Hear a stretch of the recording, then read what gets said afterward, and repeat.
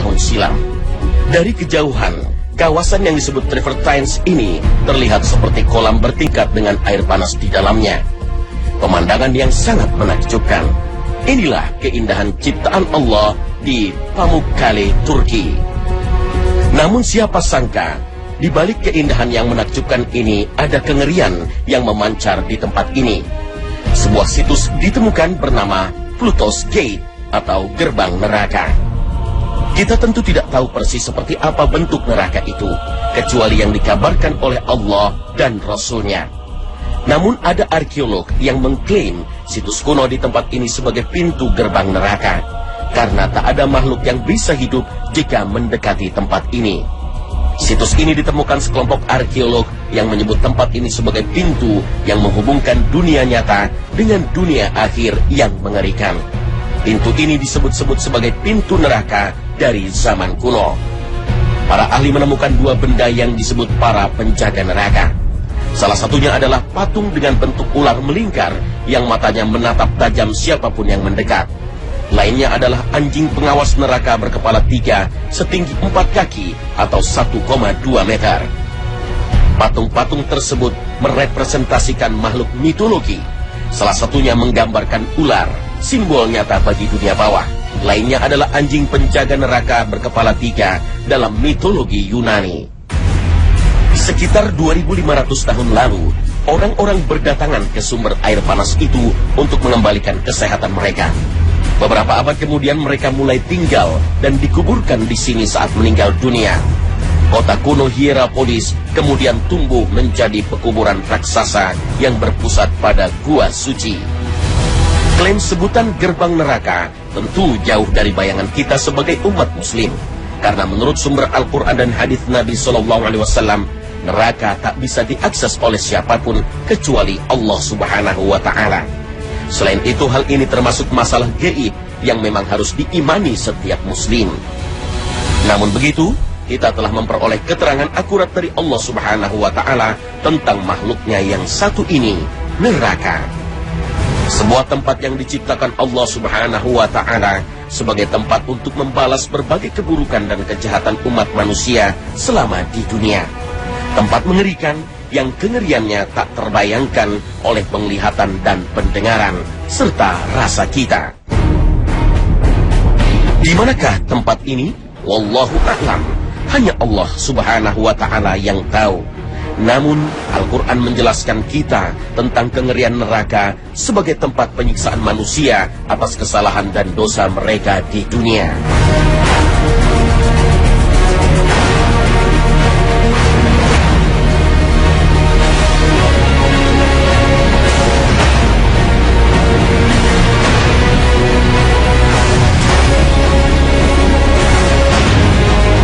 Assalamualaikum warahmatullahi wabarakatuh.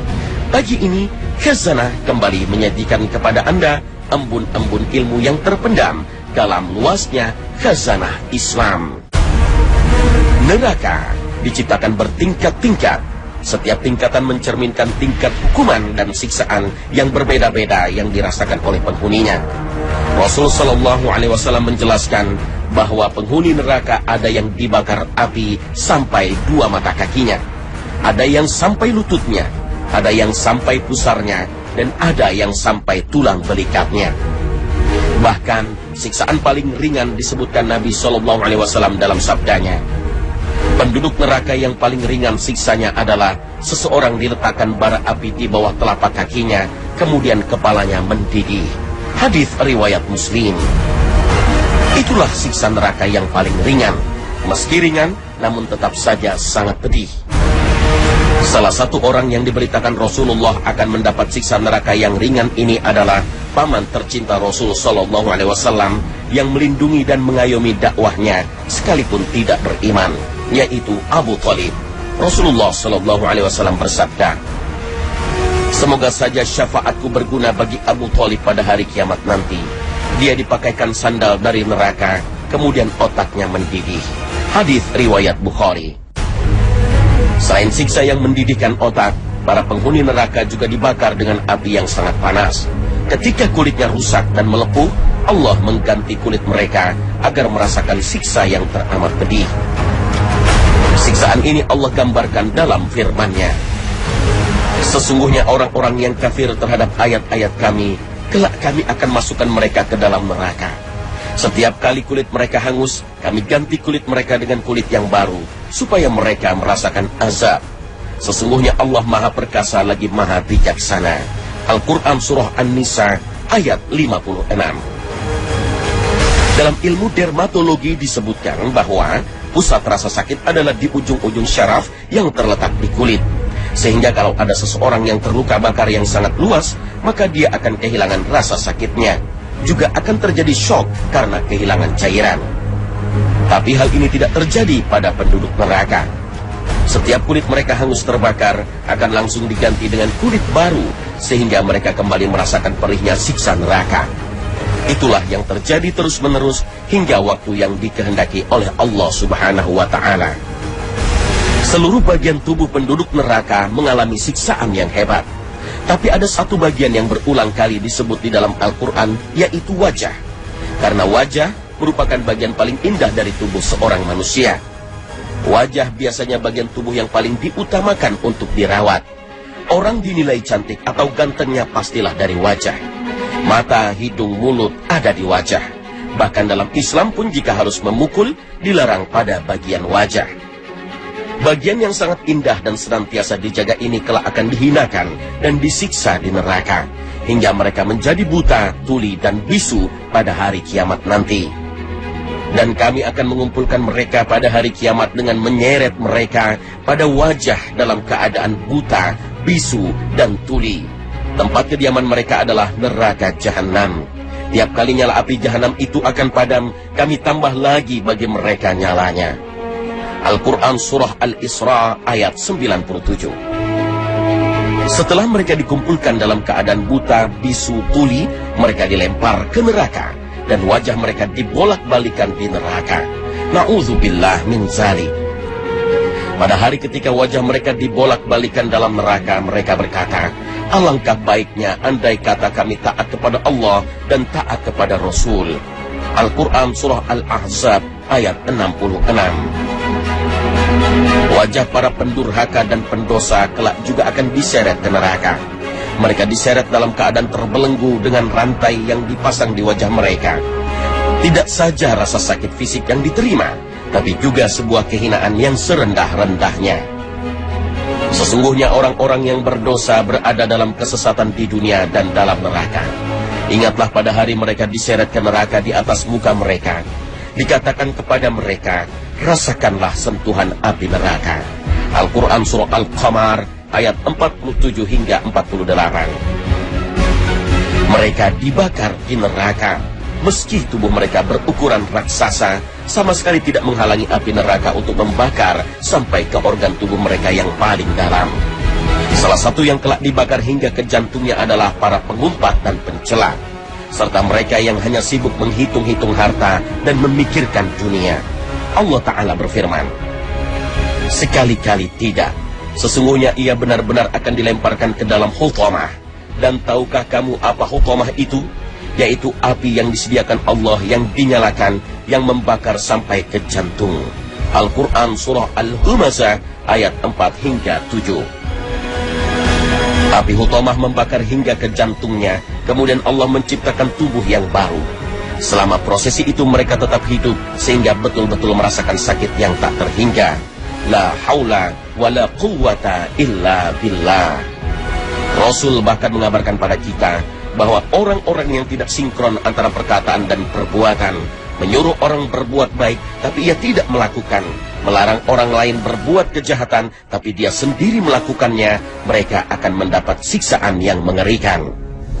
Seseorang akan ditarik dan dilemparkan ke dalam neraka pada hari kiamat nanti. Kemudian semua isi perutnya akan keluar dan terburai di dalam neraka. Dan ia dipaksa berjalan berkeliling seperti seekor keledai yang menarik sebuah jentera. Penduduk neraka berkumpul di sekelilingnya dan berkata, hai fulan, apa kesalahanmu? Bukankah kamu menyuruh kami berbuat baik dan melarang kami melakukan kejahatan? Ia menjawab, saya selalu menyuruh kamu berbuat baik, tetapi saya sendiri tidak melakukannya. Dan saya selalu melarang kamu melakukan kejahatan, tetapi saya sendiri sering melakukannya.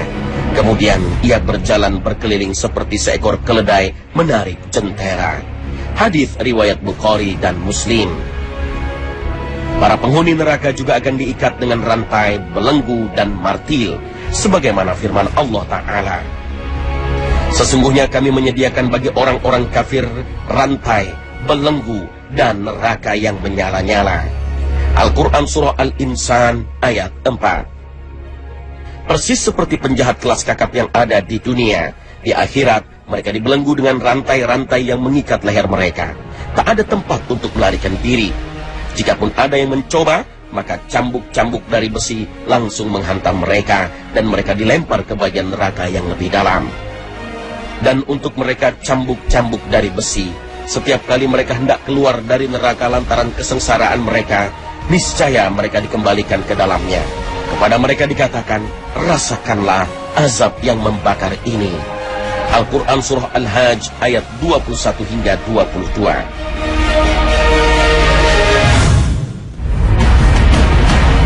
Allah Subhanahu wa Ta'ala berfirman, dan ingatlah hari ketika orang-orang kafir dihadapkan ke neraka, kepada mereka dikatakan, kamu telah menghabiskan rezekimu yang baik dalam kehidupan duniawimu saja, dan kamu telah bersenang-senang dengannya. Maka pada hari ini kamu dibalasi dengan azab yang menghinakan. Al-Quran Surah Al-Ahqaf ayat 20. Dalam surat lain Allah berfirman, sesungguhnya pendengaran, penglihatan, dan hati, semuanya itu akan diminta pertanggungan jawabnya. Al-Quran Surah Al-Isra ayat 36.